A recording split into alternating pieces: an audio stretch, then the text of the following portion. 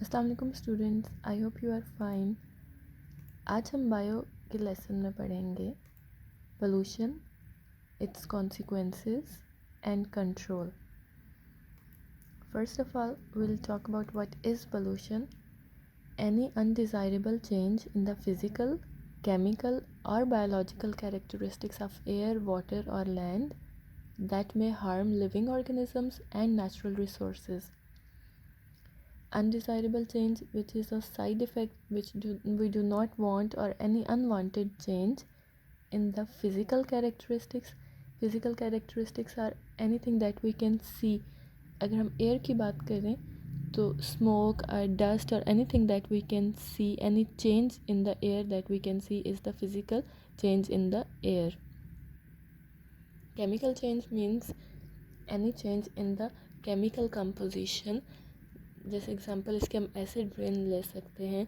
जब कोई पोल्यूटेंट्स या गैसेस रिलीज़ होती हैं एयर में which change the air, which pollute it, तो उसको हम कहते हैं कि it is chemical pollution. Biological pollution या biological change means any harmful change, any damage to the living organisms present in air, water or land. Pollution can harm living organisms as well as the abiotic factors of ecosystem like water, soil, light, etc. And the substances or the things which cause pollution are called pollutants. For example, industrial effluents. Effluents means wastes. Industries में कोई भी product बनता है तो उसके साथ कुछ by products या कुछ waste बनते हैं which are released into the atmosphere. Those then damage the atmosphere और उनको हम industrial effluents कहते हैं. Next is domestic waste. Domestic waste is the waste released from the homes into the atmosphere. और next है medical waste. Medical waste is the waste which is released from the hospitals into the atmosphere. Pollutants की two large types या major categories होती हैं which are biodegradable pollutants and non-biodegradable pollutants. Biodegradable, bio is related to life, degraded means breaking down. So those pollutants which are naturally broken down in the atmosphere are the biodegradable pollutants. तो ये इतने harmful नहीं होते क्योंकि ये इनका break down हो जाता है, ये ख़त्म हो जाते हैं. Second is the non-biodegradable pollutants which cannot be broken down naturally. For example lead और मर्करी, ये एटमॉस्फेयर में प्रेजेंट रहते हैं and they cause the most problem for the ecosystem क्योंकि ये ब्रेक डाउन नहीं होते, ख़त्म नहीं होते. बायोडिग्रेडेबल पोल्यूटेंट्स की भी टू टाइप्स होती हैं. वो तमाम पोल्यूटेंट्स जो बहुत फास्ट, बहुत जल्दी डिग्रेड हो जाते हैं, जैसे कि हमारे घरों का जो वेस्ट होता है और वेजिटेबल पील्स वगैरह, वो जल्दी डिग्रेड हो जाते हैं, ब्रेक डाउन हो जाते हैं, ख़त्म हो जाते हैं. And some are slow degrading pollutants which include most of the plastic. ये कई ईयर्स तक रहते हैं एटमॉस्फेयर में and they cause a number of problems, लेकिन इवेंचुअली ये डिग्रेड हो जाते हैं. जबकि ये lead and mercury they do not degrade, वो ख़त्म नहीं होते. हमने बात की कि pollution can be of air, water और लैंड. सबसे पहले हम आज के टॉपिक में हम एयर पोल्यूशन को डिस्कस करेंगे. Air pollution is any change in the composition of air by the addition of harmful substances. ये चेंज फिज़िकल भी हो सकती है, केमिकल भी और बायोलॉजिकल भी हो सकती है. और पोल्यूटेंट्स जो कि एयर पोल्यूशन काज करते हैं वो इंडस्ट्रियल इफ्लुएंस या इंडस्ट्रियल वेस्ट, ऑटोमोबाइल गैसेस जो हमारी कार्स या व्हीकल्स से रिलीज़ होती हैं, and particulate matter. Particulate matter is any matter which remains suspended in the air, जो एयर में ही रहता है. और इसमें बहुत सारे पार्टिकुलेट मैटर में जैसे डस्ट, पोलन जो कि प्लांट्स से रिलीज़ होते हैं, सूट जो कि एक ब्लैक पाउडर होता है as a result of burning release होता है, स्मोक, सम लिक्विड ड्रॉपलेट्स, ये सारे पार्टिकुलेट मैटर में आते हैं and they cause air pollution. इसके अलावा कुछ और pollutants carbon monoxide, carbon dioxide, nitrogen oxides and hydrocarbons which pollute the air. Smoke और डस्ट हमारी एयर में कैसे रिलीज़ होती है most of the time due to coal burning. और पेट्रोलियम बर्निंग या पेट्रोलियम को एज अ फ्यूल अगर यूज़ करें तो वो सल्फ़र डाइऑक्साइड हमारी एयर में रिलीज़ करता है. मोस्ट ऑफ द जो पोल्यूशन हमारी एयर में रिलीज़ होती है that is from different industries. और यहाँ पे कुछ एग्जांपल्स दी हुई हैं कि कौन सी इंडस्ट्री से कौन से पोल्यूटेंट्स रिलीज़ होते हैं। फर्टिलाइज़र इंडस्ट्री जो कि प्लांट्स के लिए, क्रॉप्स के लिए खाद बनाती है, उनसे सल्फ़र और नाइट्रोजन के ऑक्साइड्स, हाइड्रोकार्बन्स, पार्टिकुलेट मैटर और फ्लोरीन रिलीज़ होती है। थर्मल इंडस्ट्री जो कि इलेक्ट्रिसिटी जनरेशन के लिए होती है, बिजली पैदा करने के लिए, वो कोल बेस्ड होती है, उसमें coal as a fuel use होता है और उसमें फ्लाई ऐश, सूट और सल्फ़र डाइऑक्साइड प्रोड्यूस होता है। फ्लाई ऐश एक बाय प्रोडक्ट है कोल बर्निंग का। जब कोल को बर्न किया जाता है तो फ्लाई ऐश बनता है। अब फ्लाई ऐश को पहले इसी तरह कुछ ईयर्स बैक एटमॉस्फेयर में रिलीज़ कर दिया जाता था, लेकिन अब इसको, क्योंकि ये एज अ पोल्यूटेंट इसको रियलाइज़ किया गया कि ये पोल्यूशन कॉज करता है, तो अब इसको वाटर के साथ रिएक्ट करके सीमेंट बनाने के लिए यूज़ किया जाता है। Soot as we have already discussed एक ब्लैक पाउडर होता है जो कि एयर में रिलीज़ होता है ड्यू टू कोल बर्निंग, और ये भी एयर पोल्यूशन कॉज करता है। एंड सल्फ़र डाइऑक्साइड, ये जब एयर में रिलीज़ होता है तो it reacts with water vapours and causes sulphuric acid और एसिड रेन बनाता है।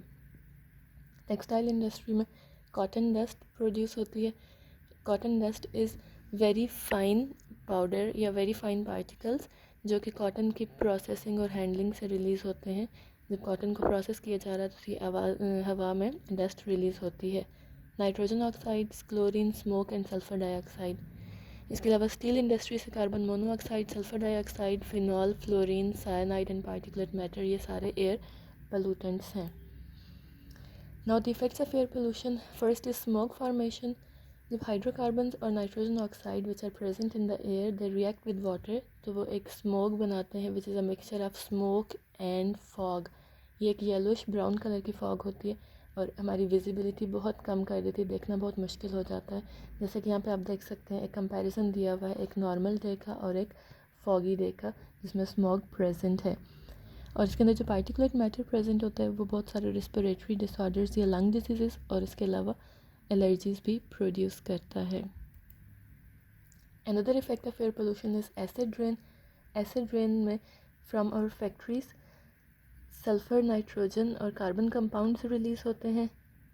ये जब वेपर्स के साथ रिएक्ट करते हैं तो they make carbonic acid, nitric acid and sulphuric acid, और ये सारे एसिड्स बारिश के साथ साथ नीचे वापस हमारी अर्थ पर आते हैं and they cause a number of damages to plants, to our buildings और skin etcetera.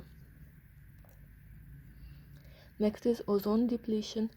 Ozone is a layer which is present in the stratosphere, हमारी एटमॉस्फेयर की, और एटमॉस्फेयर जो है वो एक थिन लेयर ऑफ गैसेस है अराउंड द अर्थ।